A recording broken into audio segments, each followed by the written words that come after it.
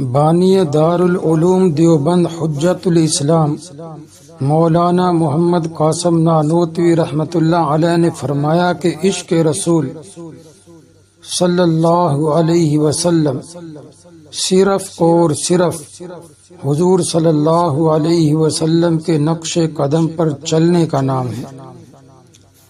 ہم لوگوں نے یہ سمجھا کہ عشق رسول یہ ہے کہ نبی کا نام لے کر ہم خوشی کریں، ہم نے یہ سمجھا کہ نبی کا نام لے کر ہم جلوس نکالیں، اور جب عمل کی باری آئے تو پورے سال میں کوئی عمل ہمارا نبی صلی اللہ علیہ وسلم کی سنت کے مطابق نہ ہو۔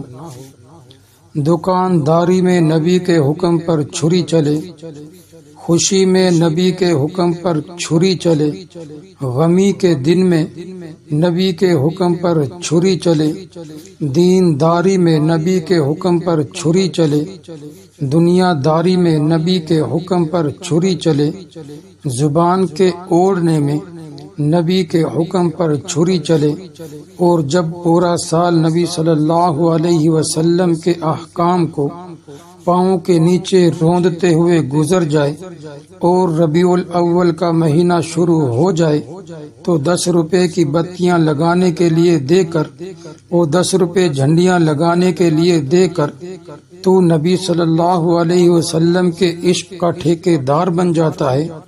اس سے بڑا پیغمبر کے ساتھ دھوکہ اور کوئی نہیں ہو سکتا۔ میرے دوستو، اگر عشق رسول صلی اللہ علیہ وسلم، اگر لبانوں کی پتیاں سلگانے کا نام عشق رسول ہوتا تو یہ عثمان غنی ضرور کرتے، یہ کام علی المرتضی ضرور کرتے، یہ کام امیر معاویہ بھی ضرور کرتے، لیکن انہوں نے یہ کام نہیں کیا۔ اس کا مطلب یہ ہے کہ عشق رسول زبانی دعووں کی بات نہیں۔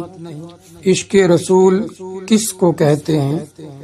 ایک نبی صلی اللہ علیہ وسلم کی تعریف ہے، اور ایک نبی صلی اللہ علیہ وسلم کا کہنا ماننا ہے، ایک نبی کی شان میں قصیدہ پڑھنا ہے۔ حضور کی تعریف کا نام بھی عشق رسول نہیں۔ اگر حضور کی تعریف کا نام عشق رسول ہوتا، اگر پیغمبر کی تعریف کا نام عشق رسول ہوتا تو ابو طالب کبھی دوزخ میں نہ جاتا، ابو لہب کبھی دوزخ میں نہ جاتا۔ دنیا کا کون سا کافر ہے جس نے میرے نبی کی تعریف نہیں کی؟ اگر عشق رسول نبی کی تعریف کا نام ہوتا تو مجھے بتاؤ، رؤوسوں نے کہا، ویدرک نے کہا، شیکٹر نے کہا، اور بڑے بڑے دنیا کے کافروں نے کہا کہ محمد صلی اللہ علیہ وسلم سے بہتر کائنات میں کوئی نہیں آیا، لیکن ان عیسائی مؤرخین کو آج تک کسی نے نبی کا عاشق نہیں کہا۔ کس لیے نہیں کہا؟ اس لیے کہ نبی کی تعریف کا نام عشق رسول نہیں ہے۔ میرے دوستو، عشق رسول نبی کی شان میں شعر پڑھنے کا نام نہیں ہے۔